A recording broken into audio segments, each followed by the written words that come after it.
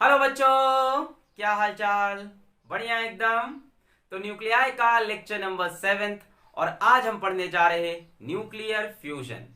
तो nuclear fusion क्या होता है, न्यूक्लियर फ्यूजन कहाँ पे होता है। जैसे आप में से कई लोग को पता होगा कि न्यूक्लियर फ्यूजन सन पे होता है या स्टार्स में होता है। तो ऐसा क्या है इसमें कि ये सिर्फ स्टार्स पे हो रहा है, और कैसे न्यूक्लियर फिजन से डिफरेंट होता है, ये सारी बातें हम करेंगे आज के लेक्चर में। और towards the end of lecture आपको एक बहुत इंटरेस्टिंग टॉपिक हम पढ़ाएंगे, life cycle of a star. अपने सन की लाइफ साइकिल समझेंगे कि सन की बर्थ कैसे हुई, सन अभी कौन से फेज में है, और फाइनली हमारे सन की डेथ कैसे होगी। और क्या हमारा सन एक ब्लैक होल बन पाएगा, अगर नहीं तो वो कौन से स्टार हैं जो ब्लैक होल बनाते हैं। तो बहुत इंटरेस्टिंग लेक्चर होने वाला है। जल्दी से कॉपी और पेन निकाल लो, नोट्स बनाना स्टार्ट करो। Yes, my name is Alakh Pandey and this is your beautiful सा चैनल फिजिक्स वाला। जो बच्चे चाहें वो हमारी वेबसाइट www.physicswala-alakpande.com पर जाकर इस लेक्चर के पीडीएफ नोट्स डाउनलोड कर सकते हैं। वहां पे और भी ढेर सारा स्टडी मटेरियल है, लिंक मैं नीचे कॉमेंट में दे दूंगा। ठीक है, तो चलो शुरू करते हैं। न्यूक्लियर फ्यूजन, हेडिंग लगा लो न्यूक्लियर फ्यूजन। सबसे पहले इसकी एक डेफिनेशन देख लेते हैं, होता क्या है। सबको पता है थोड़ा बहुत कि छोटे छोटे न्यूक्लियाई मिलकर बड़ा न्यूक्लियस बनाते हैं। तो लिख लेते हैं nuclear fusion. Nuclear fusion is a process, ये भी एक न्यूक्लियर रिएक्शन ही है, is a process in which two or more, generally two ही होते हैं most of the time, two or more lighter nuclei, हल्के हल्के nuclei combines to form a heavy nucleus. ठीक है, दो या दो से अधिक छोटे छोटे न्यूक्लियाई कंबाइन करके एक बड़ा न्यूक्लियस बना लेंगे। ध्यान से, along with simultaneous release of large amount of energy, बहुत सारी एनर्जी भी निकलती है। ये एक एक्सोथर्मिक रिएक्शन है, बहुत सारी एनर्जी निकलती है। Release of large amount of energy. एक एग्जांपल देख लेते हैं इसका बेसिक सा। वैसे तो अभी लेक्चर के बीच में इसका मेन जो रिएक्शन है वो हम पढ़ेंगे, भी एग्जांपल लिख रहे हैं। दो हल्के हल्के हमने न्यूक्लियाई लिए, हमने दो हाइड्रोजन के न्यूक्लियस लिए, एक हाइड्रोजन दूसरा हाइड्रोजन। भाई हाइड्रोजन के न्यूक्लियस में एक प्रोटॉन होता है, न्यूट्रॉन तो होता नहीं, तो इसका मास नंबर भी 1, इसका भी मास नंबर 1। ये दोनों कंबाइन किए, कंबाइन करके एक हैवी न्यूक्लियस बना लिए। इन्होंने बना लिया ड्यूटीरियम। देखो ये प्रोटियम, प्रोटियम, ड्यूटीरियम। इसका मास 1 AMU, इसका मास 1 AMU, इसका मास 2 AMU, मिलकर एक बड़ा न्यूक्लियस। इसको बोलते हैं न्यूक्लियर फ्यूजन। अब इसकी कंप्लीट रिएक्शन लिखोगे तो क्या होगा कि ध्यान से देखो, ये क्या है, एक प्रोटॉन, ये देखो क्या है, प्रोटॉन। भाई हाइड्रोजन का न्यूक्लियस मतलब प्रोटॉन, प्रोटॉन। और यहाँ क्या बन गया है, ड्यूटीरियम। ड्यूटीरियम में क्या होता है बच्चों, एक प्रोटॉन होता है और एक न्यूट्रॉन होता है। मतलब एक प्रोटॉन न्यूट्रॉन में कन्वर्ट हुआ है। जब प्रोटॉन न्यूट्रॉन में कन्वर्ट होता है बच्चों, तब निकलता है पॉजिट्रॉन, बीटा प्लस इमिशन। और जब पॉजिट्रॉन निकलता है तब निकलता है न्यूट्रिनो। तो ये सब चीजें भी अभी हम बाद में और एक्सप्लेन कर देंगे। अभी आपको ये समझना है कि दो छोटे छोटे न्यूक्लियाई चिपक कर एक बड़ा न्यूक्लियस बना, एक प्रोटॉन से एक प्रोटॉन न्यूट्रॉन, कोई एक प्रोटॉन न्यूट्रॉन में कन्वर्ट हुआ होगा, जिसकी वजह से ये बीटा प्लस पार्टिकल और न्यूट्रिनो निकला। साथ में एनर्जी निकलेगी। इस रिएक्शन की एनर्जी होती है 0.42 मेगा इलेक्ट्रॉन वोल्ट। साथ में एनर्जी निकली 0.42 मेगा इलेक्ट्रॉन वोल्ट। बहुत एनर्जी है इस हिसाब से कि यहाँ पे मास बहुत कम यूज हुआ है, इतने मास में इतनी एनर्जी। ठीक, ये हमने एक एग्जांपल दिया। अब बेसिकली इसको लिख लो, एग्जांपल लिख लो, एक नोट कर लो, थोड़ा आइडिया रहेगा। छोटे छोटे हाइड्रोजन मिलकर बड़ा हाइड्रोजन बना लिए, प्रोटियम, प्रोटियम से ड्यूटीरियम बन गया। अब फ्यूजन की अगर आप मीनिंग सर्च करो इंटरनेट पे कि फ्यूजन क्या होता है, तो आपको मिलेगा ब्लेंडिंग यानी कंबाइनिंग, बाय मेल्टिंग। मतलब कि दो चीज को अगर जोड़ना है तो उसको आप गर्म करो, उसको एकदम मेल्ट कर लो, पिघला लो, फिर जोड़ दो, है ना, जैसे वेल्डिंग वगैरह होती है कि पहले पिघला दिया लोहे को फिर चिपका दिया। तो फ्यूजन एक्चुअल में इसका नाम होता है कि ब्लेंडिंग यानी कॉम्बिनेशन या कंबाइनिंग बाय मेल्टिंग। तो क्या न्यूक्लियाई को हम मेल्ट करते हैं, इतना गर्म करते हैं कि मेल्ट हो जाए और फिर दो न्यूक्लियस चिपक जाते हैं, क्या यही न्यूक्लियर फ्यूजन है? कुछ हद तक बात तो यही है, पर ये होता कैसे है आइए उसको समझते हैं। इतना नोट कर लें, एक्चुअल में कैसे होगा और उसमें क्या प्रॉब्लम है ये समझते हैं। इन शॉर्ट फ्यूजन यही है कि दो न्यूक्लियाई को बहुत गर्म कर लो। कोई पूछे न्यूक्लियर फ्यूजन क्या है, बोलो दो न्यूक्लियाई को बहुत गर्म कर लो, इतना गर्म करो कि वो पिघल कर चिपक सके। नोट कर लिया, मिटा रहे ओके। सर आज मैं क्या करेगा ना, आज मैं कुकर में दो न्यूक्लियाई डालकर उबाल देगा और फिर वो चिपक जाएगा, मैं बन जाएगा आइंस्टीन। आओ देखो अभी क्या क्या दिक्कतें हैं, प्रॉब्लम समझो।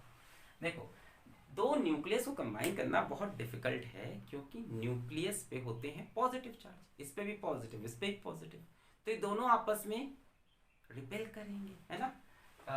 If we take any two nuclei,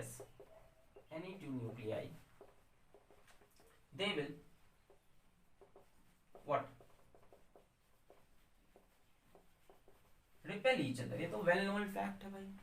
आप सबसे छोटा न्यूक्लियाई ले लो जिसमें सबसे कम पॉजिटिव चार्ज है ना, smallest positive charge, nuclei with smallest positive charge, है ना। कौन है भाई, हाइड्रोजन, है ना। हमने हाइड्रोजन ले लिया, ये एक हाइड्रोजन और ये एक हाइड्रोजन, जो रिएक्शन लिखा था। इतना आसान थोड़ी ना है, खेल थोड़ी ना है भाई। ये एक प्रोटॉन और ये एक प्रोटॉन, कैसे कंबाइन करोगे दोनों को? ये तो मैंने सबसे छोटे न्यूक्लियाई लिए हैं, समझ रहे हो।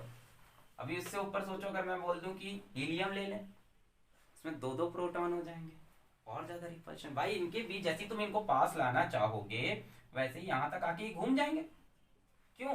क्योंकि इनके बीच में है very strong electrostatic force, static force इधर भी लगेगी, रिपल्सिव नेचर की। तो इनको पास लाना बहुत दिक्कत है, बहुत डिफिकल्ट है। क्या किया जाए, क्या किया जाए? हम एक काम करते हैं कि एक न्यूक्लियस को यहां रखे रहने देते हैं और दूसरे न्यूक्लियस पे एक्सटर्नल फोर्स लगाकर उस पे वर्क करके उसको घसीटते हुए ले आते हैं इसके पास। मिलाना नहीं है, सिर्फ पास लाना है। जब बहुत पास ले आओगे तो एक नई फोर्स एक्ट करेगी, न्यूक्लियर फोर्स। ठीक है, what we have to do, we have to bring one nucleus from infinity, अब infinity नहीं मतलब far off distance, है ना। अब इन लोग के लिए infinity क्या है, इनके लिए तो 10 सेंटीमीटर भी infinity है। इतने बड़े से तो होते हैं न्यूक्लियाई, इतने बड़े पिन के हेड जैसे, सुई की नोक के बराबर होते हैं, तो उनके लिए तो 1 सेंटीमीटर 10 सेंटीमीटर भी क्या है, infinite. From infinity far of distance to, we have to bring one nucleus from infinity for 2 r tending to 0, है ना। एकदम पास में ले आओ, चिपकाना नहीं है, सिर्फ पास में लाना है, ऐसे एकदम फोर्स लगा के, by doing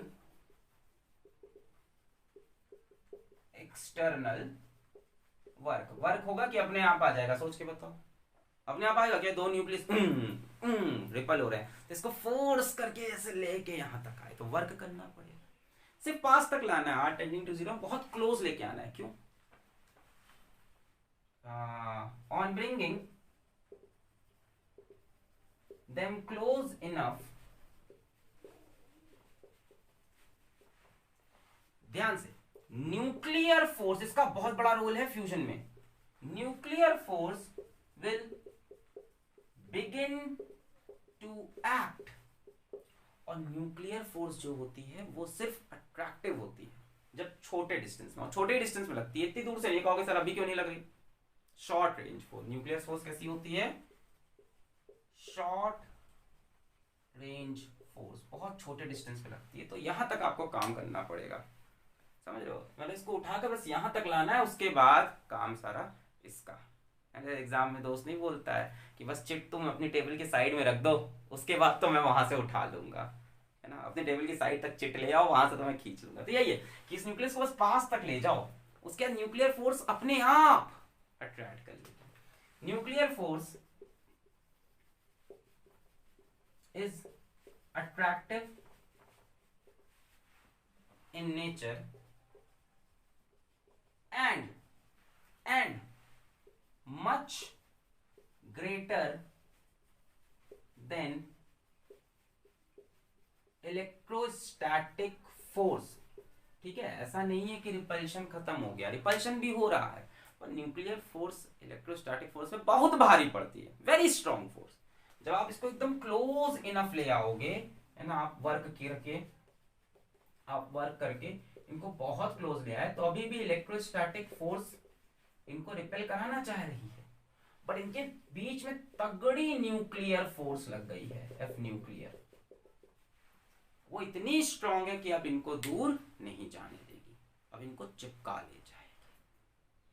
अब आपको वर्क करना पड़ेगा। देखने में तो बड़ा अच्छा लग रहा है, बड़ा आसान है। क्या करोगे, न्यूक्लियस को पकड़ के ले जाओगे, इतना छोटा तो होता है, कैसे ले जाओगे।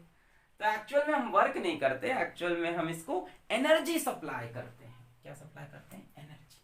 कितनी एनर्जी लग रही होगी, बहुत ज्यादा लगती है, क्योंकि रिपल्शन बहुत ज्यादा होता है, यहाँ तक पहुंचाना बहुत डिफिकल्ट है ना। एग्जाम में चिट को ऐसे हटा के साइड तक रखना बहुत डिफिकल्ट काम है, एग्जामिनर भी तो घूम रहा है ना। अपने ऐसे बॉक्स के नीचे चिट रख के तो देख सकते हैं, बट उसको टेबल के साइड में रखना बहुत डिफिकल्ट है। तो न्यूक्लियाई को पास लाना बहुत डिफिकल्ट, उसके बाद तो अपने आप हो जाएगा, वहां से तो चिट खींच लेगा साइड से। एनालॉजी समझ रहे हैं आप? सर आप क्रोनोलॉजी समझिए। ठीक है, तो क्या बोला था, पास लाना डिफिकल्ट काम है, बहुत एनर्जी चाहिए। नोट कर लें इसको, नोट कर लें, बहुत एनर्जी चाहिए होती है। थोड़ा थोड़ा समझ में आ रहा है कि इतना आसान नहीं है न्यूक्लियर फ्यूजन करना, क्योंकि दो न्यूक्लियाई, दोनों में पॉजिटिव चार्ज रिपेल हो। सबसे छोटी न्यूक्लियाई ली है मैंने, एक बड़ी न्यूक्लियाई में और ज्यादा पॉजिटिव चार्ज, तो वर्क नहीं करेंगे, असल में हम इनको एनर्जी देंगे, काइनेटिक एनर्जी। नोट कर लिया, मिटा रहे। ये भी क्लियर हो गया कि हमें चिपकाना नहीं है, हमें सिर्फ पास लाना है, उसके बाद ये अपने आप चिपक जाएंगे। 1 2 3 4 रब करने जा रहे हैं। ओके,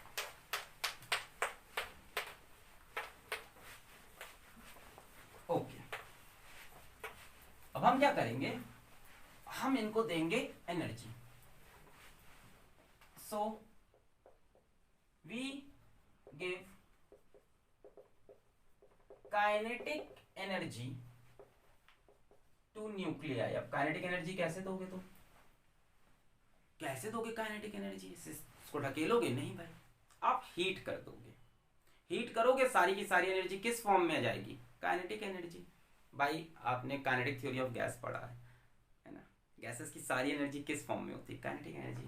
वी हीट द, ये सब वी बोल रहे हैं, असल में हम कर नहीं पाएंगे कभी ये सब, इतना ज्यादा हम हीट देख ही नहीं पाते। Heat the nuclei to supply it with 400 kilo electron volt kinetic energy. ढकेल के नहीं देनी काइनेटिक एनर्जी, गैसेस को हीट कर दो, अपने आप सारी एनर्जी किस फॉर्म में रखते हैं, काइनेटिक एनर्जी के फॉर्म में। काइनेटिक थ्योरी ऑफ गैसेस, भाई गैसेस की काइनेटिक एनर्जी टेम्परेचर पे डिपेंड करती है ना। काइनेटिक थ्योरी ऑफ गैसेस पढ़ा है, kinetic energy of gas is equals to 1/2 kT। के होता था बोल्ट्जमैन, अरे हमारे साथ पढ़ लो, मजा आएगा, पूरा एकदम टॉपिक के डेप्थ में जाएंगे। Boltzmann constant. तो आप हीट कर दो, कितनी हीट देनी है, 400 किलो इलेक्ट्रॉन वोल्ट।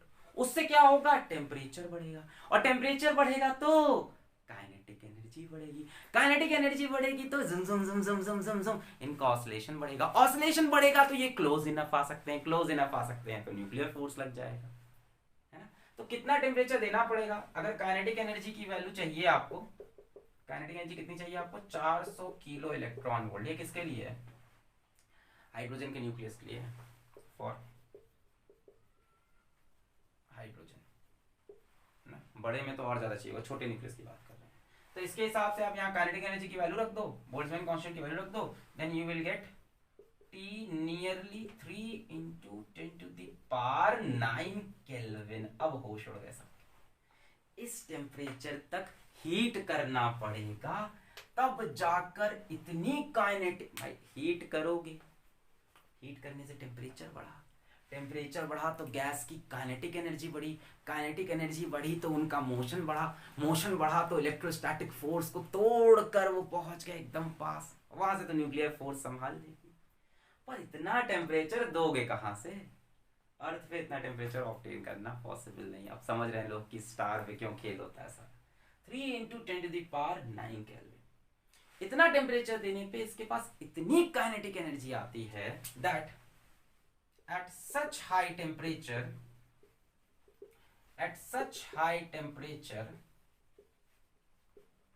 प्याज नहीं होता है, प्याज को छीलते जाओ layer by layer, layer by layer अंदर जा रहा हूं, मजा आएगा।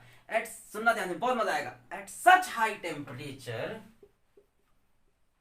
The molecules of gas breaks into atoms. ठीक है, पहले तो हाइड्रोजन गैस के मॉलिक्यूल्स, भाई न्यूक्लियाई को थोड़ी ना हीट कर लोगे तुम कि हाइड्रोजन में से न्यूक्लियाई बाहर निकाला, उसको तवे पे गर्म कर दिया।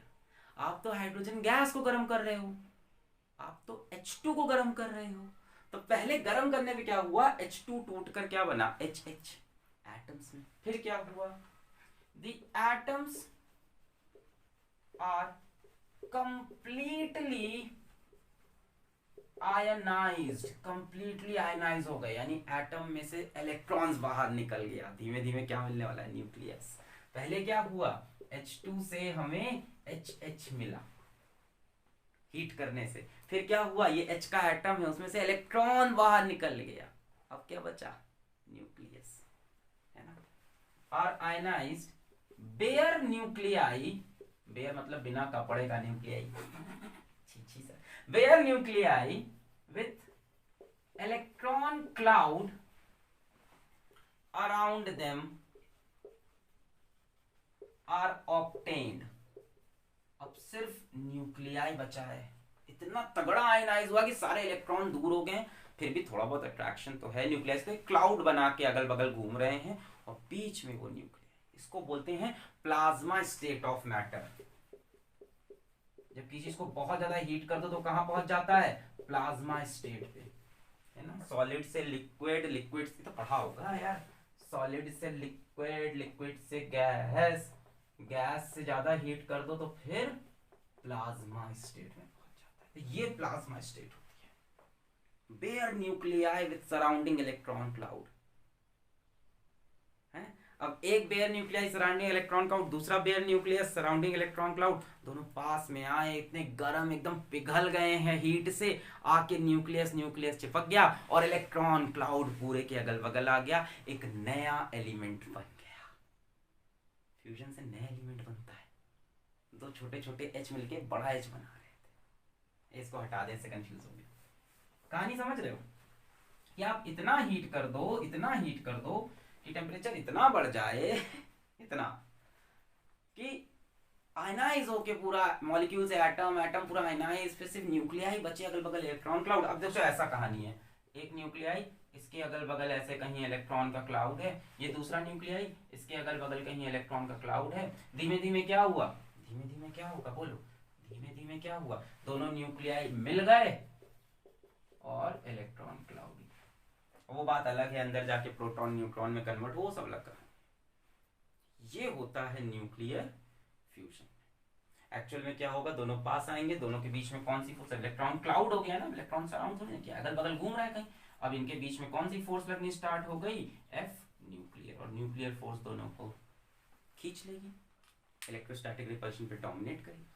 इसलिए पहले मैंने बोल दिया फ्यूजन मतलब blending bye melting, combination bye melting. Melty तो हो गया, प्लाज्मा स्टेट दिखाई पड़ रहा है नीचे, बहुत बढ़िया सब दिखाई, प्लाज्मा स्टेट क्लियर हुआ। This is the basic of nuclear fusion, कैसे होता है। वही दिक्कत है, इतना हाई टेम्परेचर कहां से लाएंगे, यही सबसे बड़ा इश्यू है। नोट कर लिया सर, अगर किसी तरह से यह हाई टेम्परेचर ले भी आए तो इसको मेंटेन कैसे रखेंगे, समझते हैं इसको भी। नोट कर लीजिए पहले इतना, आप क्लियर हो गया कि वो तो सबसे छोटे न्यूक्लियाई की मैं बात कर रहा हूं, दो प्रोटियम को कंबाइन करने की बात कर रहा हूं, उसके लिए इतनी ज्यादा एनर्जी चाहिए इस रिएक्शन की। प्लाज्मा स्टेट तक जाना पड़ रहा है, इतना गर्म कर दो, इतना गर्म कर दो कि उनकी काइनेटिक एनर्जी इतनी बढ़ जाए, इतनी बढ़ जाए कि इलेक्ट्रोस्टैटिक रिपल्शन को वो तोड़ दे। मजा आ गया सर, समझ में तो आ गया। चलो सर, किस तरह से हमने टेम्परेचर दे दिया, तो क्या ये टेम्परेचर फिर हम मेंटेन भी रखना पड़ेगा? नहीं, आंसर इज नो। आइए एक और चीज समझते हैं कि एक्सोथर्मिक कैसे होते हैं और क्या टेम्परेचर लगातार मेंटेन रखना है या सिर्फ एक बार। खैर अभी तक इंसान एक बार में भी इसको नहीं दे पाया, मतलब दे पाया है पर सही जगह पे नहीं। ठीक है, अभी तक इसको हम सही से, इस एनर्जी को हम यूज नहीं कर पाए हैं, बॉम्ब्स के लिए यूज किया हमने सिर्फ अभी तक। ठीक है, तो बात क्या हो रही है कि क्या ये टेम्परेचर मेंटेन रखना है या सिर्फ एक बार ये टेम्परेचर दे देना है। आइए इसके बारे में पढ़ते हैं। Nuclear fusion is exothermic process, यानी once fusion starts, no further external heating is required। एक बार बस शुरू कर दो, फिर बाहर से हीट करने की जरूरत नहीं है। It is self sufficient. इतनी हीट प्रोड्यूस करता है फ्यूजन, इतनी हीट प्रोड्यूस करता है कि टेम्परेचर बहुत हाई हो जाता है और बाहर से हीट करने की जरूरत नहीं है। कैसा प्रोसेस है न्यूक्लियर फ्यूजन? एक्सोथर्मिक प्रोसेस है। याद दिलाएं आपको, अगर आपको याद हो तो ये चीज हम आपको बाइंडिंग एनर्जी कर्व से थोड़ी सी याद दिलाते हैं। बाइंडिंग एनर्जी कर्व आपने पढ़ा है पिछले लेक्चर, फिजन में भी बात की थी। नहीं पढ़ा है तो nuclei lecture number 5, nuclei 05 binding energy देख लीजिएगा यूट्यूब पे टाइप करके। तो वहां मैंने आपको बताया हुआ है, इस तरफ हम लेंगे, क्या लेते थे? बाइंडिंग एनर्जी पर न्यूक्लियन, और इस तरफ क्या लेते थे हम? Mass number. कुछ ऐसा कर्व होता था, ऐसा कुछ कर्व होता था। ये बाइंडिंग एनर्जी पर न्यूक्लियन और इधर मास नंबर।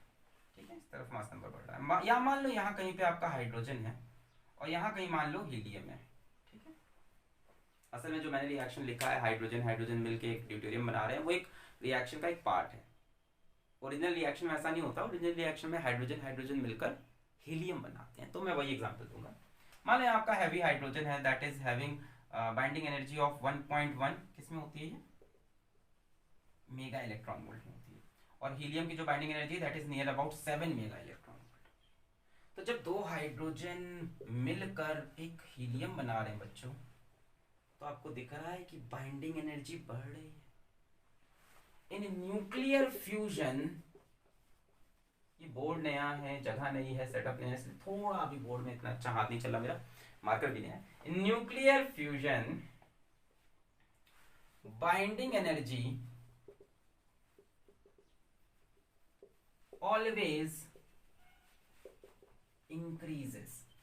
ऑलवेज क्या मतलब? जब तक आप आयरन तक ना पहुंचाओ, यहाँ तक क्योंकि स्टेबल एटम है ना, यहाँ पे हीलियम हीलियम कंबाइन करके कार्बन बना लिया, कार्बन कार्बन कंबाइन करके नाइट्रोजन बना लिया, नाइट्रोजन नाइट्रोजन कंबाइन करके ऑक्सीजन बना लिया, ऑक्सीजन कंबाइन से करते करते आयरन तक जब पहुंचो, है ना, अंटिल आयरन। आयरन के बाद नहीं, क्योंकि आयरन मोस्ट स्टेबल है। उसके बाद कंबाइन करोगे तो यार देख रहे हो बाइंडिंग एनर्जी में नीचे आने लगोगे। एक बार आयरन पे पहुंच गए, फिर बाइंडिंग एनर्जी कर्व में आप नीचे की तरफ जा रहे हो, तो फिर फायदा नहीं होगा। Always increases. अच्छा, बाइंडिंग एनर्जी जब इंक्रीज करती है तो एनर्जी रिलीज होती है। That means energy is released in nuclear fusion. इसको भी आप बोल दो अप टिल आयरन। आयरन के बाद में रिलीज होगी। यहाँ तक आप बाइंडिंग एनर्जी बढ़ रही है, ये मैंने आपको न्यूक्लियर के लेक्चर नंबर 5 में बहुत अच्छे समझाया है। किसी भी न्यूक्लियर रिएक्शन में अगर बाइंडिंग एनर्जी बढ़ रही है, किसी भी न्यूक्लियर रिएक्शन है अगर बाइंडिंग एनर्जी बढ़ रही है तो मतलब एनर्जी रिलीज हो रही है, मतलब रिएक्शन एक्सोथर्मिक। क्लियर है? हीलियम हीलियम कंबाइन करके कार्बन बनेंगे तो कार्बन की बाइंडिंग एनर्जी इससे ज्यादा है, फिर कार्बन का ऑक्सीजन नाइट्रोजन बनेंगे, फिर बाइंडिंग एनर्जी ज्यादा, ऐसे बढ़ता जाएगा। बढ़ते बढ़ते मान लो कुछ कंबाइन करके आयरन बन गया, आयरन की हाईएस्ट बाइंडिंग एनर्जी होती है ना 8.8 मेगा इलेक्ट्रॉन वोल्ट, तो हमेशा बाइंडिंग एनर्जी बढ़ रही है, मतलब एनर्जी हमेशा रिलीज हो रही है। अब ऐसे समझ लो कि मोर स्टेबल न्यूक्लियर बन रहा है। जैसे जैसे बाइंडिंग एनर्जी बच्चों बढ़ती है वैसे वैसे स्टेबिलिटी बढ़ती है, तो ये रिएक्शन किस तरफ जा रहा है? Towards stability. जो भी रिएक्शन स्टेबिलिटी की तरफ जाएगा वो एनर्जी रिलीज करेगा। आप ऐसे भी समझ सकते हो कि ना न्यूक्लियर फिजन, यार कैसे कैसे समझाएं, ये न्यूक्लियर फिजन है, मान लो कंबाइन करके बड़ा न्यूक्लियस बन गए, मास डिसअपियर्स, मास गायब हो जाता है, इनका टोटल मास इसके मास से ज्यादा होता है। पढ़ा था न्यूक्लियर के लेक्चर नंबर 5 में मास डिफेक्ट। यहां से यहां जाते वक्त मास डिसअपियर हो जाता है, कुछ मास गायब हो जाता है डेल्टा एम। और बच्चों मास जब डिसअपियर होता है तो वो किस फॉर्म में दिखता है? एनर्जी के फॉर्म में। Disappears and appears as energy. तो ऐसे भी समझ सकते हो कि एनर्जी रिलीज होती है where delta E is equals to delta M C square. पर ये सारी कहानी कहां तक ट्रू है? आयरन तक। जो अभी आप देख रहे थे हाइड्रोजन हाइड्रोजन प्रोटियम प्रोटियम मिलकर ड्यूटेरियम बनाता है हैवी हाइड्रोजन, उसमें कुछ मास गायब हो जाता है, इस साइड का मास ज्यादा होता है, इस साइड का मास कम। एमयू में बराबर दिख रहा है, एक्चुअली में थोड़ा सा कम होता है, बहुत थोड़ा सा, और उसी से एनर्जी मिलती है डेल्टा एम सी स्क्वायर। तो मैं ये बता रहा था कि न्यूक्लियर फ्यूजन को सिर्फ स्टार्ट करने की देरी है, एक बार शुरू हुआ तो फिर ये बढ़िया एक्सोथर्मिक रिएक्शन है, फिर अपने आप ये 10 की पावर 9 केल्विन का टेम्परेचर बना लेगा, इतनी हीट रिलीज करेगा, उसके बाद आगे का फ्यूजन करता जाएगा, बस आपको स्टार्ट करने की देरी है। नोट कर लें, पॉज करके नोट करें, मिटा दें इसे, बहुत बढ़िया। चलिए आगे देखते हैं। तो सर अगर हम लोग अर्थ बेस को शुरू कर दें तो क्या फिर ये अपने आप होता रहेगा? हाँ होता रहेगा, और यही तो प्रॉब्लम भी है। आप इससे बॉम्ब बना सकते हैं, एक बार आपने शुरू किया तो इसको रोकना बहुत मुश्किल है, क्योंकि ये अपने आप इतनी हीट प्रोड्यूस कर देगा कि आगे फ्यूजन होता रहेगा, और फ्यूजन होता रहेगा तो एनर्जी रिलीज होती रहेगी, और इतनी ज्यादा एनर्जी आप हार्नेस नहीं कर पाओगे, आप यूज नहीं कर पाओगे, तो ये क्या बन जाएगा? Hydrogen bomb. ऐसी तो हाइड्रोजन बॉम्ब बनाया जाता है। तो क्या अर्थ पे इसको कर सकते हैं? कर सकते हैं, बट कंस्ट्रक्टिव यूज के लिए अभी तक इसको यूज नहीं कर पा रहे हम। डिस्ट्रक्टिव पर्पस के लिए यूज हो रहा है, कई देशों के पास हाइड्रोजन बॉम्ब है ना। देखो न्यूक्लियर बॉम्ब दो तरह के होते हैं, एक एटॉम बॉम्ब, एक हाइड्रोजन बॉम्ब। कौन ज्यादा खतरनाक है? Hydrogen bomb. देखो अभी कैसे समझ में आएगा धीमे धीमे कंपैरिजन से। The temperature of 10 to the power 9 Kelvin cannot be achieved on Earth in a controlled manner। मतलब क्या ये टेम्परेचर हम ला सकते हैं? ला सकते हैं। कैसे? एटम बॉम्ब फोड़ दो।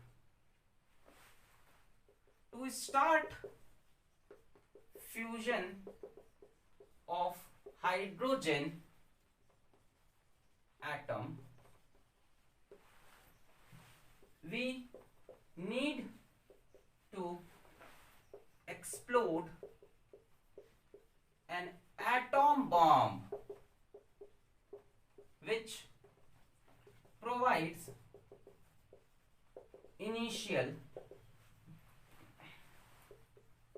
kinetic energy required for fusion, या ऐसे बोलो which provide initial kinetic energy required for fusion, या initial temperature of 10 to the power 9। यानी अगर तुमको फ्यूजन करना है करो, मना नहीं है, पर एटम बॉम्ब फोड़ना पड़ेगा। एक एटम बॉम्ब फोड़ो, उससे 10⁻7 केल्विन तक पहुंच जाते हैं हम लोग। 9 नहीं पहुंचते हैं, पर 7 में भी काम बन जाता है। कैसे बनता है वो भी अभी बताएंगे। एटम बॉम्ब फोड़ दो। दिस इज द प्रिंसिपल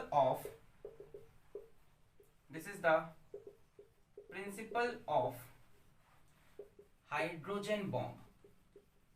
जो हाइड्रोजन बॉम्ब बनते हैं वैसे ही बनते हैं। हाइड्रोजन बॉम्ब को जब स्टार्ट करना है तो ऐसा नहीं है कि उसमें जैसे ट्रिगर खींच लिया, नहीं, उसके लिए एक एटम बॉम्ब फोड़ दो।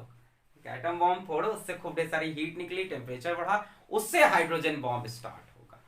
तो इसका डिस्ट्रक्टिव यूज हुआ है अभी तक न्यूक्लियर फ्यूजन का। इससे हम इलेक्ट्रिसिटी नहीं प्रोड्यूस कर पाए, लाइक न्यूक्लियर फ्यूजन। जितने भी रिएक्टर हैं वर्ल्ड के, सब न्यूक्लियर फिजन पे काम कर रहे हैं, क्योंकि वो कंट्रोल्ड एनर्जी है, उसमें एनर्जी कम निकलती है, इसमें बहुत ज्यादा, और इसके लिए बहुत हाई टेम्परेचर चाहिए। इतना टेम्परेचर आप मेंटेन ही नहीं कर सकते हो। आप किसी कंटेनर के अंदर किसी गैस को इतने हाई टेम्परेचर पे हीट ही नहीं कर सकते। ऐसा कोई कंटेनर नहीं है, ऐसा कोई एलिमेंट ही नहीं है जो मेल्ट ना होगा। तो अभी तो ये मुश्किल है, हो सकता है फ्यूचर में हो जाए, कुछ भी पॉसिबल है। 20 साल पहले किसने सोचा था वीडियो कॉल्स हो जाएंगी? पॉसिबल है, बट अभी नहीं। ठीक, तो इतना हाई टेम्परेचर आपको कहां पे मिलता है? सन पे मिलता है। मिटा दे। ओके, थियोरेटिकल हो रहा है ना थोड़ा। अभी लाते हैं इक्वेशन, लाते हैं फ्यूजन की।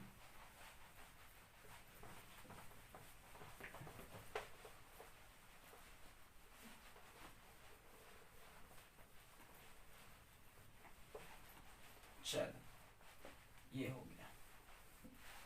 हाँ, लेकिन सच high temperature is maintained in stars like our sun। थोड़ा ऑब्वियस भी लग रहा है ये बात। एक बात बताओ, सन से इतनी ढेर सारी एनर्जी निकल कैसे रही है? आग का गोला है सन, तो सन पे आग जल कैसे रही है? कागज सुनने जला रहा है कोई, वहां बैठे कोयला जला रहा है बैठ के ठंडी में कोई। अरे कोयला जलाएंगे ना सर, वो है ना सूरज भगवान, सूर्य देव, वहां बैठ के कोयला जला रहे हैं और उससे एनर्जी आ रही है। नॉट टू डिसरिस्पेक्ट एनीवन, मतलब सूर्य देव है बट वो किसी और फॉर्म में है, ऐसा नहीं कि कोयला जला रहे हैं। तो एक्चुअल में क्या हो रहा होगा? न्यूक्लियर फ्यूजन हो रहा होगा। क्यों सर, फिजन नहीं हो सकता क्या सन पे? सन पे फिजन भी तो हो सकता है, क्या पता फिजन हो रहा हो। अच्छा देखते हैं। सन या स्टार्स, हम सन बोले समझ आ रहा है, स्टार्स की बात कर रहे हैं, ठीक है। और stars are composed of 90% hydrogen and helium gas. Low. Only 10% is other element and some organic complexes। हाँ ये भी सच है, पता है स्टार्स के अंदर कुछ ऑर्गेनिक, आज स्टार्स की बहुत बात होगी, ऑर्गेनिक कॉम्प्लेक्सेस भी है। और इसका रीजन अभी तक नासा को भी नहीं पता कि ये स्टार्स के अंदर ऑर्गेनिक कॉम्प्लेक्स कहां से आ गए हैं, मतलब वहां कैसे ऑर्गेनिक कॉम्प्लेक्स बन रहा है। एनीवेज, तो 90% तो हाइड्रोजन और हीलियम ही है, 10% बचे हुए एलिमेंट है। और आपको पता है फिजन के लिए आपको यूरेनियम टाइप के एलिमेंट चाहिए, आपको हैवी एलिमेंट चाहिए। So, for fission, heavy elements must be present, जो कि है नहीं। Hence, sun gives, sun मतलब सारे तारे, tremendous amount of energy by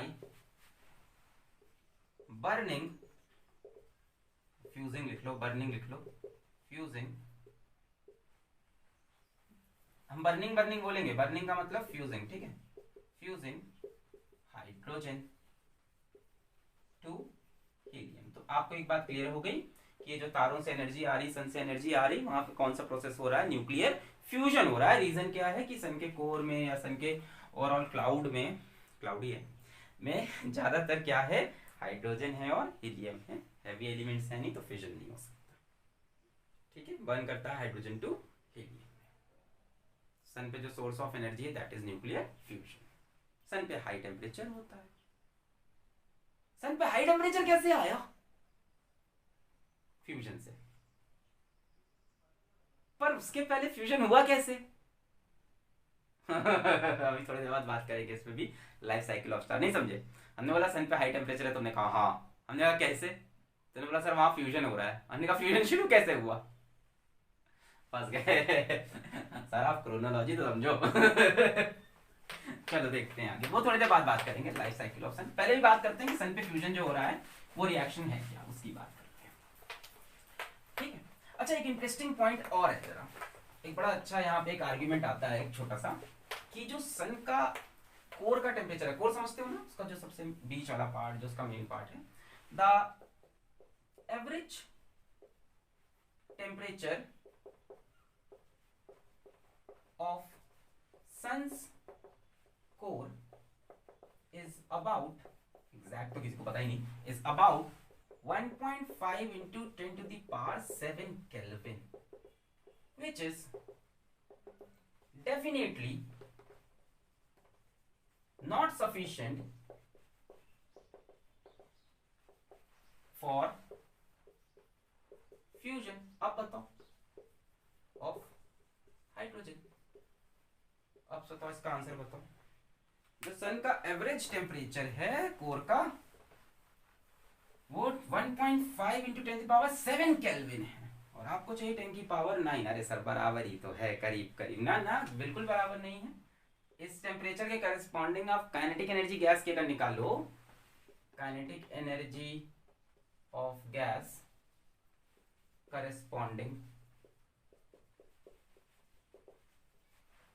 to this temperature is 2 kilo electron volt. ले चाहिए कितनी? 400 किलो इलेक्ट्रॉन वोल्ट। तब कैसे फ्यूजन हो रहा है?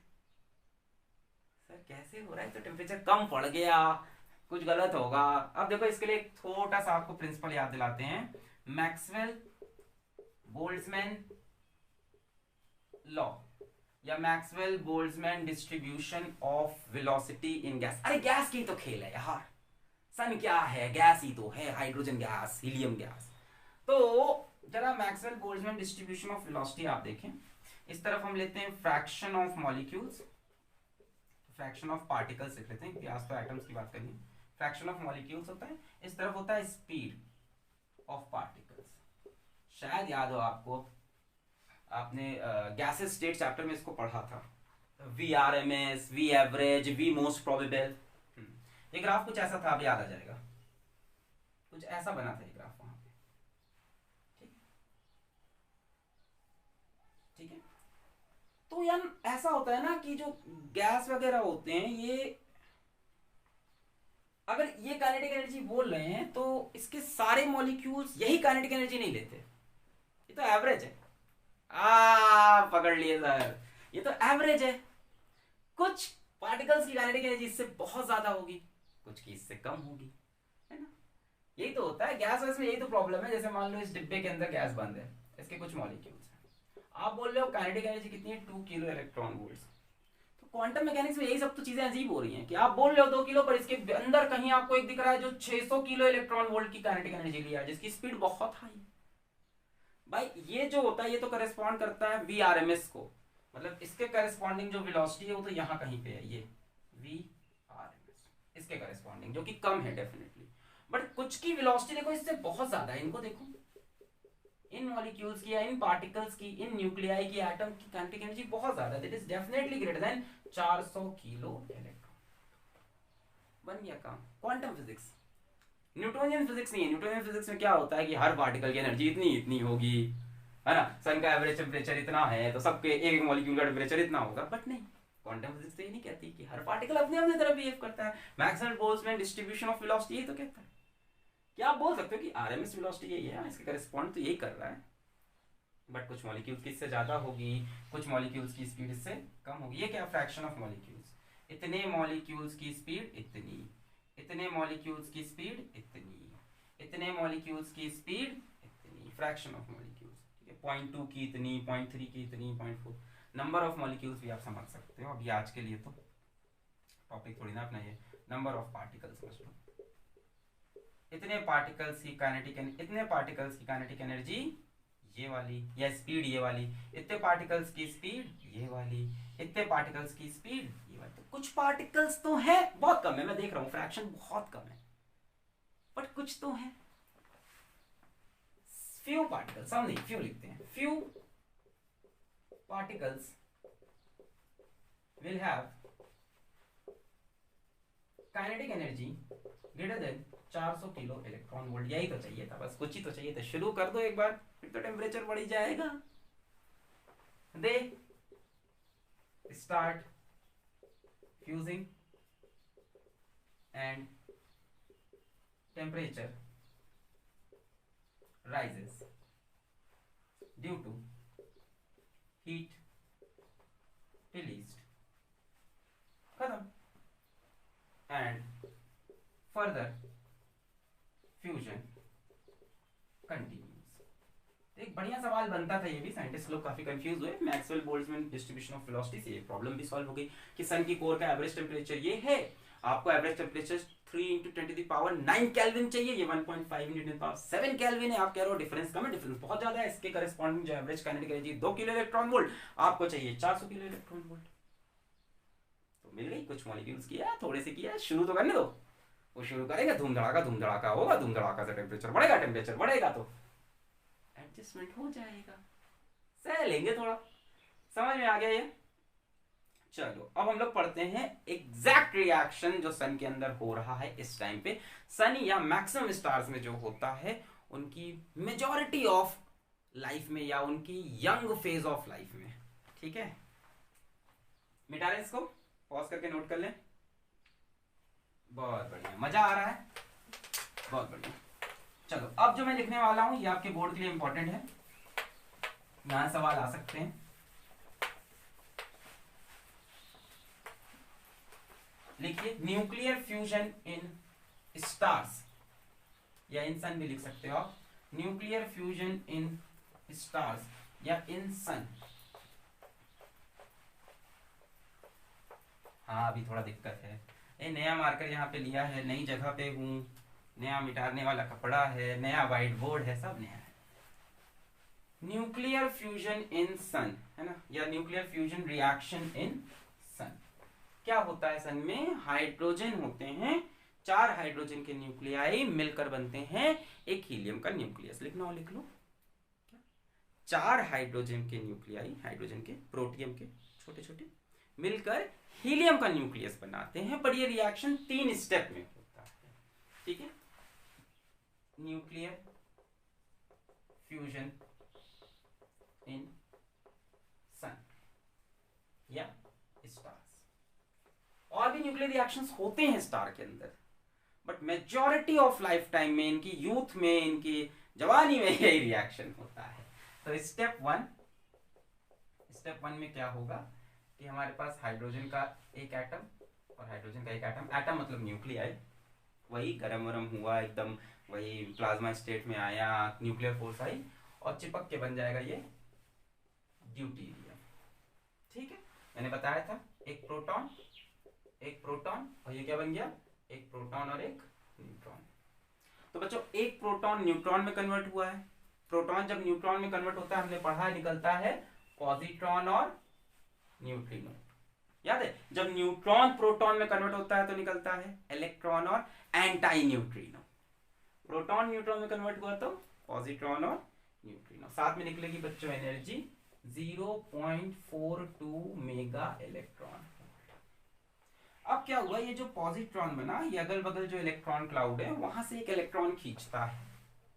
ये पॉजिट्रॉन जो बना, ये अगल बगल इलेक्ट्रॉन क्लाउड से एक इलेक्ट्रॉन खींचता है और यहाँ पे होगा मैटर एनिहिलेशन। एनिहिलेशन मतलब मैटर गायब हो जाएगा और मैटर गायब होकर एनर्जी बन जाएगा।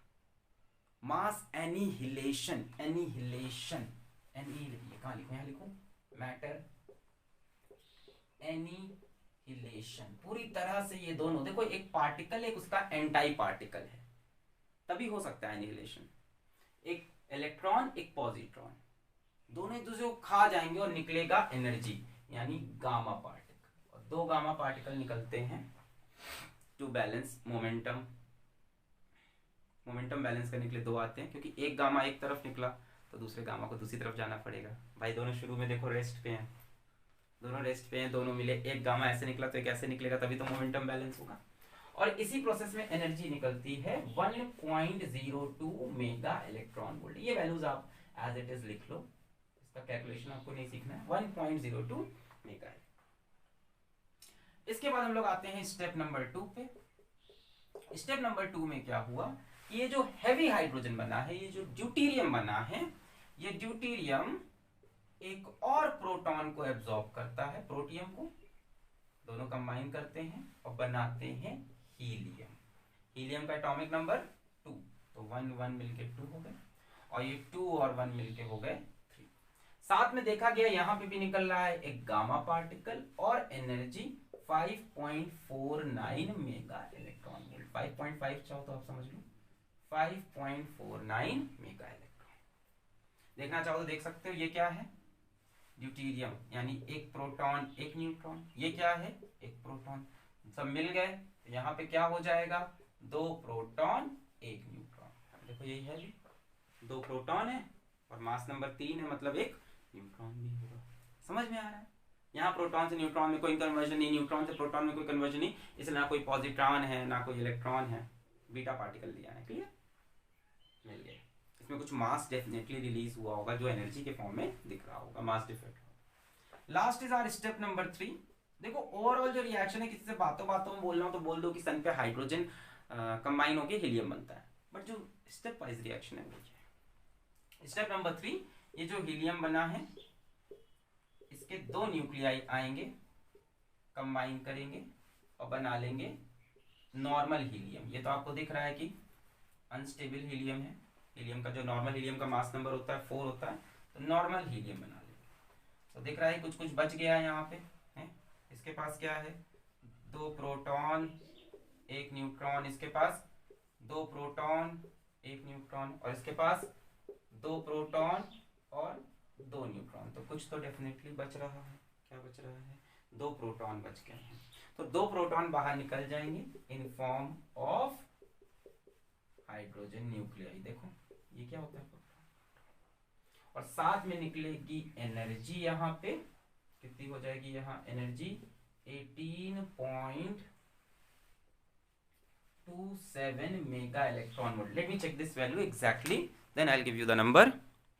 Okay, very sorry, this is 12.86 mega electron volt.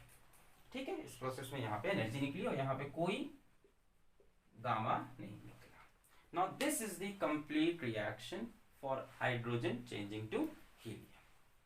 समझ में आया, पहले 2 हाइड्रोजन मिले, उससे ड्यूटेरियम बना, पॉजिट्रॉन क्यों निकला मैंने बता दिया, क्योंकि प्रोटॉन न्यूट्रॉन में कन्वर्ट हुआ अंदर अंदर, उसकी वजह से न्यूक्लिनो निकला एनर्जी।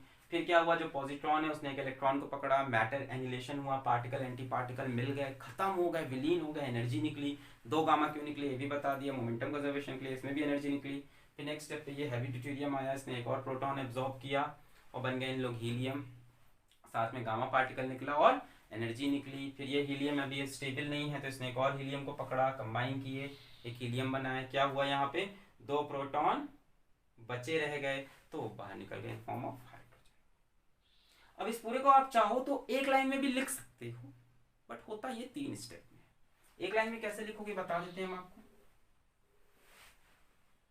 आपको ये तीनों रिएक्शन अगर एक बार में लिखना है, नेट रिएक्शन आप लिखना चाहते हो, कई लोग की भाई दिली इच्छा होती है नेट रिएक्शन लिखने की, तो इसका नेट रिएक्शन आपको किताबों में मिल सकता है। स्टेप 1 को मल्टीप्लाई बाय 2 करो, स्टेप 2 को मल्टीप्लाई बाय 2 करो और जोड़ दो। स्टेप 1 को मल्टीप्लाई बाय 2 करो, ये 2 हाइड्रोजन मल्टीप्लाई हो गए कितने हो गए, 4 हाइड्रोजन। ठीक, और तो यहां पे आएंगे सबसे पहले 4 हाइड्रोजन प्लस, ध्यान से। अब देखो 2 ये बनेगा ड्यूटेरियम, ये भी 2 से मल्टीप्लाई और ड्यूटेरियम, तो ये तो कैंसिल हो जाएगा भाई, ऐड करना है। नेट रिएक्शन क्या है, step 1 into 2, step 2 into 2 plus step 3। Net reaction is 2 into first plus 2 into second plus third. ठीक है, इसको मैं फर्स्ट कह दूं, इसको मैं सेकेंड कह दूं और इसको मैं थर्ड कह दूं। इसको 2 से मल्टीप्लाई, 2 से। अब देखो ये 2 दूनी 4 हो गया ये। ठीक है, फिर मैंने कहा ये भी 2 हो रहा है, पर भैया इधर भी ये 2 है, तो ये तो कैंसिल हो गया। अच्छा, 2 पॉजिट्रॉन ये, 2 ये भी मल्टीप्लाई हो रहा है पॉजिट्रॉन, तो ये भी कैंसिल हो जाएगा। 2 इलेक्ट्रॉन ये, कहीं और इलेक्ट्रॉन नहीं है, तो इलेक्ट्रॉन आ जाएगा 2 इलेक्ट्रॉन। एकदम सही रिएक्शन लिखेंगे, टेंशन मत लो। देखो 2 पॉजिट्रॉन ये भी 2 से मिले, 2 पॉजिट्रॉन कैंसिल, 2 इलेक्ट्रॉन किसी चीज से कैंसिल नहीं हो रहे। फिर और क्या होगा, 2 इसके मोल ये कैंसिल हो चुके। अच्छा, 2 हाइड्रोजन और है, यहाँ लिखने चाहिए थे, हमने 4 लिखे। 2 हाइड्रोजन, पर ध्यान से देखो इधर भी 2 हाइड्रोजन है, तो ये भी कैंसिल हो जाएगा भाई, ये इंटू 2, और जब ऐड करोगे ये भी 2 हाइड्रोजन आएंगे, तो ये कैंसिल। अच्छा, 2 हीलियम के एटम ये, 2 हीलियम के एटम ये भी कैंसिल। तो ये कवर हो गया, ये कैंसिल हो गया, ये कैंसिल हो गया, ये कवर हो गया। 2 हाइड्रोजन इनसे कैंसिल हो गए, 2 हीलियम के एटम, ये 2 हीलियम के एटम कैंसिल हो गए। तो इस तरफ और कुछ नहीं बचा। राइट हैंड साइड में चलते हैं। राइट हैंड साइड में सबसे पहले तो ये बचा हमारे पास हीलियम 2 4, और क्या है, ये तो कैंसिल हो चुका, ये कैंसिल हो चुका इसके साथ, ये कैंसिल हो चुका उसके साथ, वो कैंसिल हो चुका इसके साथ, यानी क्या बचा, गामा। कितने गामा, ये 2 हैं इंटू 2, न्यूट्रिनो देख लो, 2 न्यूट्रिनो दिख रहे हैं साफ साफ, 2 न्यूट्रिनो गामा। यहाँ कितने हैं, 2 इंटू 2 4, और ये 2 6 गामा। और ओवरऑल आप पूरी एनर्जी इसकी देख सकते हो। कैसे देखोगे, इसको 2 से मल्टीप्लाई करो, इसको 2 से मल्टीप्लाई करो और जोड़ दो एनर्जी को एज इट इज। ठीक है, तो एनर्जी आपकी आ जाएगी करीब 27 point, let me check this exact value, इसकी एग्जैक्ट वैल्यू दें आपको। सो इसकी है 26.7 मेगा इलेक्ट्रॉन वोल्ट। ठीक है, अब स्लाइड बनी होती तो मुझे भी दिख जाता। ये आपको याद नहीं करनी है, रिएक्शन तो आपको मैंने बता दिया, आप लिख लो अपने पास। ये एनर्जी मिलती है, ये है net reaction 26.7 mega electron volt. Clear है, 3 स्टेप में होता है, आप 1 स्टेप में भी लिख सकते हो। 4 हाइड्रोजन के एटम्स या न्यूक्लियाई कंबाइन करके 1 हीलियम का न्यूक्लियाई बनाते हैं। बैलेंस है, देखो 4 1 4, यहाँ 4, यहाँ पे 4, और यहाँ पे 2 माइनस भी है, तो 4 पॉजिटिव, 2 माइनस 2 पॉजिटिव, इधर भी 2 positive. This is the nuclear fusion happening in sun. Hydrogen burn होके हीलियम बनती है, हाइड्रोजन बन के हीलियम, और इतनी एनर्जी रिलीज होती है 26.7 मेगा इलेक्ट्रॉन वोल्ट। पॉज करके नोट कर लिया, 26.7 मेगा इलेक्ट्रॉन वोल्ट। अप्रोक्सीमेटली आप 27 लिख दोगे, चल जाएगा। चलो, अब सवाल आता है कि which releases more energy, nuclear fusion या न्यूक्लियर फिजन। देखो बेसिक डिफरेंस तो आपको पता ही चल गया, न्यूक्लियर फ्यूजन और फिजन में कोई डिफरेंस बोलेगा तो फिजन पता है, बड़ा न्यूक्लियस टूट के 2 छोटे बनता है। फ्यूजन में क्या होता है, छोटे छोटे मिलके बड़ा बनते हैं, है ना। फिजन में क्या होता है, टेम्परेचर कम रिक्वायर्ड होता है। यहाँ क्या है, फ्यूजन में टेम्परेचर बहुत हाई रिक्वायर्ड है। अब एनर्जी की बात करते हैं, किसमें ज्यादा एनर्जी रिलीज होती है। मिटा रहे, अच्छा,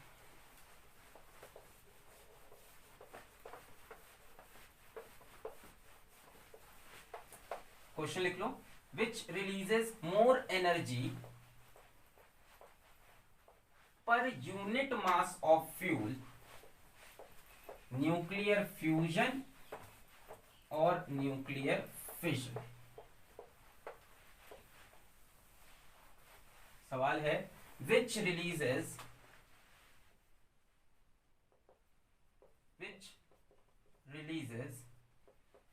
more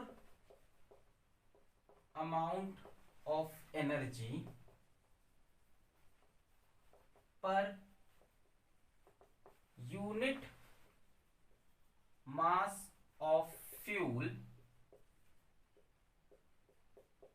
fission और फ्यूजन। बढ़िया सवाल, पर यूनिट मास ऑफ फ्यूल की बात करेंगे। ठीक, चलो आंसर देखते हैं इसका। अगर हम फिजन की बात करें पहले, तो शायद आपको थोड़ा बहुत याद हो कि एक यूरेनियम न्यूक्लियाई के फिजन पर, टूटने पर 200 मेगा इलेक्ट्रॉन वोल्ट एनर्जी निकल लेती है। अप्रोक्सीमेटली ध्यान है, 1 uranium nucleus gives 200 mega electron volt. पर यहां पर न्यूक्लियस नहीं पूछा है, पर यूनिट मास ऑफ फ्यूल पूछा है। फिशन का फ्यूल कौन होता था? Uranium rods. ये तो फ्यूल हो गया। अच्छा, यूरेनियम का मास नंबर याद है? 235 ले लो, 236 ले लो, जो लेना होता है, अप्रॉक्स है, कोई दिक्कत नहीं। यानी करीब 236 AMU से मिल रही है 200 मेगा इलेक्ट्रॉन वोल्ट की एनर्जी। अगर हम देखना चाहें कि 1 AMU से कितनी मिल रही है, हम यहां से बिल्कुल कैलकुलेट कर सकते हैं। सो 1 AMU से मिलेगी 200 बटे 236, तो अप्रोक्सीमेटली मैंने देखा था 0.8584 आ रहा था मेगा पर AMU, पर यूनिट मास हो गया एक तरह से फ्यूल के। यानी अगर आपके पास 1 AMU यूरेनियम है तो उससे आप इतनी ही एनर्जी निकाल सकते हो फिजन से। अच्छा, अब बात करते हैं फ्यूजन की। देखने में लग रहा है कि फ्यूजन की एनर्जी कम है। वन हाइड्रोजन तो दे नहीं रहा, 4 hydrogen nuclei give 26.7 mega electron volt energy. अभी देखा ना, 4 हाइड्रोजन मिलके एक हीलियम बना। ठीक है, 4 हाइड्रोजन के न्यूक्लियाई मिलके भी इसके एक न्यूक्लियस की बराबरी नहीं कर पाए। ये तो बहुत कम एनर्जी है, 26, वो भी 4 के बाद। पर इसका मास भी तो कितना कम है। एक बोरी में हाइड्रोजन के न्यूक्लियस ज्यादा आएंगे कि यूरेनियम के? हाइड्रोजन के, हल्का है। मतलब समझो ना, ये कितना यूज किया आपने? सिर्फ 4 AMU। एक हाइड्रोजन का मास होता है 1 AMU। 4 AMU से आप निकाल लाए हो 26.7 मेगा इलेक्ट्रॉन वोल्ट। यानी 1 AMU से आप कितनी निकाल लोगे? 26.7 डिवाइड बाई 4, 4 6 24, 27 4 6 26.7 के आसपास पर AMU। यहां बात हो रही है पर यूनिट मास, इसीलिए बोला जाता है कि फ्यूजन में ज्यादा एनर्जी निकल रही है। पर न्यूक्लियाई तो नहीं निकल रही। पर न्यूक्लियाई तो ये कम है यार, पर न्यूक्लियाई तो बहुत ही कम है। 6.7 दे रहा है वो, पर न्यूक्लियाई 200 दे रहा है। पर यूनिट मास की बात हो रही है कि हमारे पास एक बोरी यूरेनियम हो, हमारे पास एक बोरी हाइड्रोजन हो, किसमें ज्यादा एनर्जी मिलेगी? हाइड्रोजन के फ्यूजन में, क्योंकि एक बोरी में बहुत सारा हाइड्रोजन आ जाएगा। बोरी में मास बराबर ना, मतलब हमने कह दिया हमारे पास 100 ग्राम हाइड्रोजन है, हमारे पास 100 ग्राम यूरेनियम। अरे जो बोरा है, बोरी समझते हो, कट्टा, कट्टा बोलते हैं ना कई लोग पहाड़ों में, तो जो कट्टा होता है बोरा, 100 किलो का बोरा है, उसमें 100 किलो यूरेनियम पहले डाला, 100 किलो से जो एनर्जी आई मल्टीप्लाइड बाई जो भी करना हो इनटू ग्राम में कन्वर्ट करके फिर 100 से, और 100 किलो जब ये डालोगे तो इसकी एनर्जी ज्यादा आएगी ना। पर यूनिट मास ये ज्यादा दे रहा है ना, अब फील हो रहा है। पर ग्राम ये ज्यादा देगा ना, तो एक बोरी में आप हाइड्रोजन भरो, उसी बोरी में फिर आप यूरेनियम भरो, कौन ज्यादा एनर्जी देगा? So fusion gives much more energy. ये भी एक डिफरेंस हो गया। देन फिजन, पर साथ में यूज करना, पर इंक्लूड करना, पर unit mass of fuel. Overall नहीं बोल सकते, पर यूनिट मास ऑफ फ्यूल। बराबर बराबर अगर हमने मास लिया है तो फ्यूजन से ज्यादा एनर्जी मिलेगी। तो वही सोचो, आपको इतना बड़ा बम बनाना है, उसमें यूरेनियम डाले कि हाइड्रोजन? हाइड्रोजन डाल दो। आपके पास, आपको मान लो हल्का सा बम बनाना है, आपको 10 ग्राम का बम बनाना है या 5 ग्राम का, है ना? 10 ग्राम का, 5 ग्राम बहुत छोटा बम है। 50 केजी आपको बम बनाना है, 50 केजी आप ये डालना चाहोगे कि ये डाल दोगे पृथ्वी खत्म, वो डालोगे एक शहर खत्म। पर ग्राम ये ज्यादा ब्लास्ट करेगा। मैं इंकरेज नहीं कर रहा हूं, मिटा रहे इसको। तो ये तो कहानी थी कि कौन ज्यादा एनर्जी रिलीज करता है पर यूनिट मास। पर यूनिट न्यूक्लियाई कोई पूछ ले तो फिजन, पर रिएक्शन कोई पूछ ले तो फिजन। एक रिएक्शन में फिजन। अच्छा, वापस आते हैं सन की कहानी पे। तो सन में क्या होता है कि हाइड्रोजन बन करके, ये क्या हो गया इसका, कुचुड़ कुचुड़ निकला है, हाइड्रोजन बन करके हीलियम बनाता है। ठीक है, तो हाइड्रोजन बन किया, हीलियम बना, हाइड्रोजन बन किया, हीलियम बना, फिर हाइड्रोजन खत्म भी तो हो जाएगा, फिर क्या होगा? तो इसके लिए आपको समझना पड़ेगा आज का सबसे interesting topic, life cycle of a star. भाई सूरज की बात कर रहे थे ना कि हाइड्रोजन से